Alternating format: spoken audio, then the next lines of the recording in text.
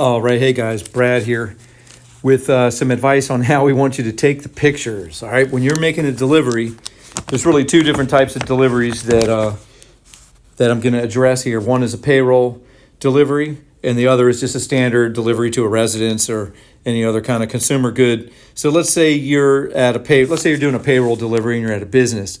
All right, so you roll up in the business, you know you're at the right spot, you're going to take a picture. Now let's say this is the reception desk. Nobody wants their picture taken. We don't need to see a person in the picture.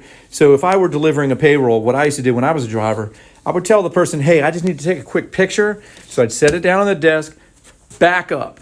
So when you take the picture, we can see the item you're delivering and we can see enough identifying features in the picture so that if we need to research this in the future, we can pull up the picture and anybody will be able to see what office is this package in. All right, so back up.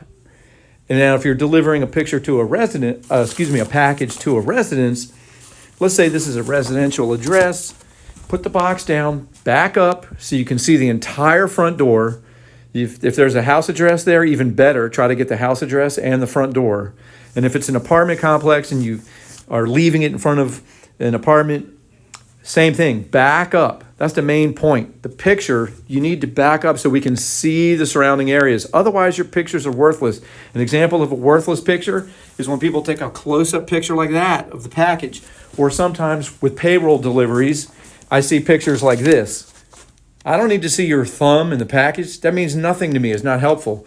So just remember, back up when you take your picture. All right, guys? All right, thanks a lot for watching.